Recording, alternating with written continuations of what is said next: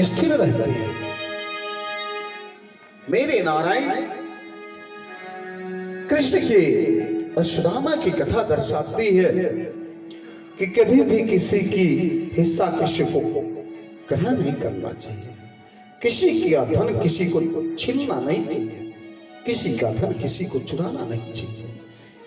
ये भगवान कृष्ण और सुदामा की कथा दर्शाती है। मेरे नारायण आज सुदामा की स्थिति बड़ी दैनिक है। घर में बच्चे उपवास कर रहे हैं। मेरे नारायण इधर उनकी पत्नी जिनका नाम सुशीला था वो भी बहुत दुखित थी, फटे पुराने वस्त्र पहनते थे।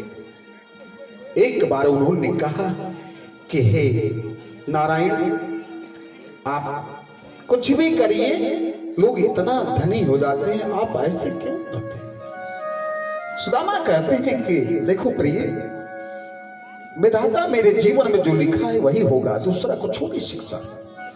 समय से पहले कुछ होता नहीं है नारायण, समय आने के बाद ही परिवर्तित होता है। आप चिंता ना करो, भगवान सब कुछ ठीक करेंगे। एक दिन भगवान मैया रुक्मिणी के पास बैठे रहते हैं। रुक्मिणी जी कहती है सुदामा की स्थिति देख करके, हे नाथ, आपका एक मित्र है, जरा दर्शन करिए उसका। उसके घर खाने के लाले पड़ गए। आज उसकी पत्नी उसके बच्चे कई दिनों से उपवास कर रहे हैं, आप थोड़ा कृपा कर दीजिए। भगवान कहते हैं रुक्मिणी जी आप समझती नहीं, भक्त ऐसे होते हैं, अगर मैं कृपा भी करूंगा तो वो आ नहीं सकते, ग्रहण नहीं करेगा। ऐसा भक्त है, ऐसा मित्र मेरा है, मेरा चिंतन दिन रात करता है। मैं सोचता हूं किस तरह से उसको प्रसन्न करूं, लेकिन वो तैयार ही नहीं होता है। रुक्मिणी मैया कहती है नारायण आपकी लीला परंपार है, कुछ तो आप करिए, कुछ तो करिए।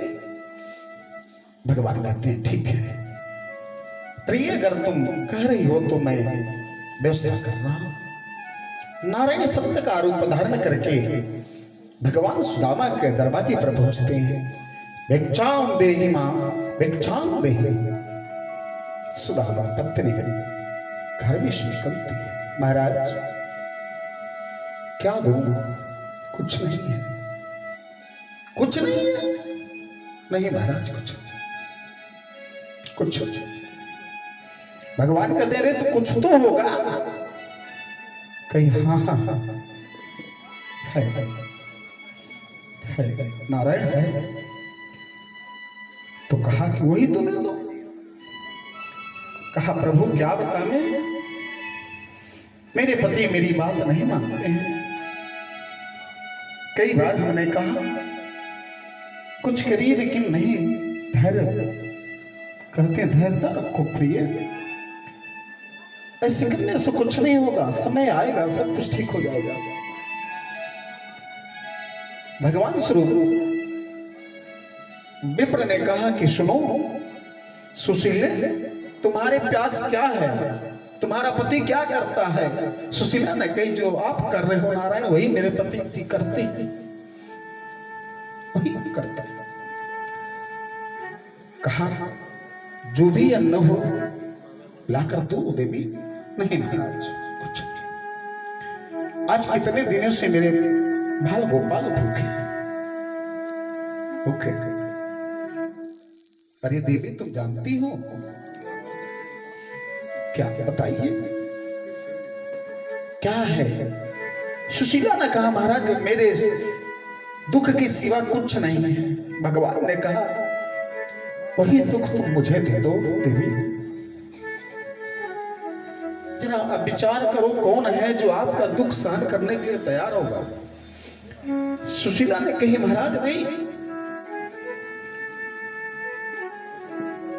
भगवान जो विप्र का रूप धारण करके आए थे उन्होंने कहा कि हे देवी सुनो, सुदामा जी के मित्र द्वारिकाधीश हैं, यदि सुदामा जी जाएं तो हो सकता है धन युक्त मिल जाएगा। कहीं हम तो नहीं जान रहे थे, लेकिन अब जान गई। कहा हाँ, उनकी मित्र द्वारकाधीश है। और भगवान ने वहां से चला अपने आश्रम को चले गए, अपने राज्य को चले गए। इधर सुदामा जी आए, उनकी पत्नी सुशीला देखी, नारायण कुछ लेकर आया नहीं, कुछ नहीं मिला। कहा गया है जा पर कृपा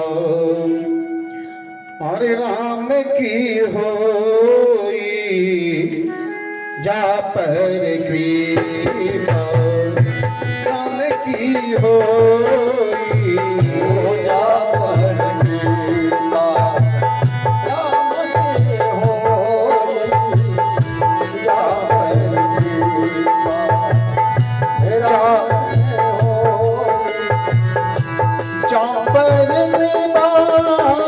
राम की होई,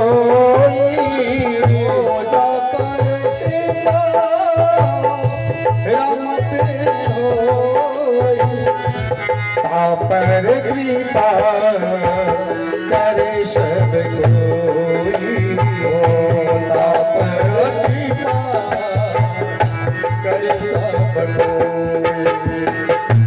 ता पर कृपा करे सब कोई। जब तक भगवान की कृपा नहीं होता है महाराज, हमारे जीवन में सुख नहीं मिलता है, धन नहीं मिलता है। जब परमात्मा की कृपा हो जाती है तो सब कुछ मिलता है। जब भगवान हमारे सर से अपना हाथ उठा लेते हैं तो मेरे नाथ ही तेरे स्टार पुत्र पौत्र कोई मानता नहीं है।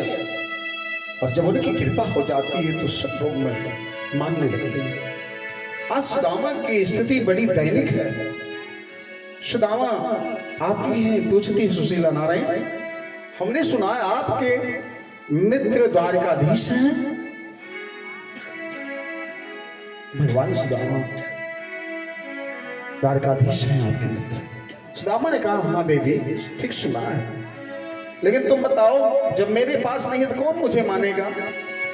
मित्र के पास जाना है तो कुछ लेकर के ही जाना है, गुरु के पास जाना है तो कुछ लेकर जाना है, राजा के पास जाना है तो कुछ लेकर जाना है, बहन के घर जाना है तो कुछ लेकर जाना है, पुत्री के घर जाना है तो कुछ लेकर जाना है। ये कुछ नियम है और हमारे घर तो कुछ है नहीं, मैं क्या भेंट कर सकता।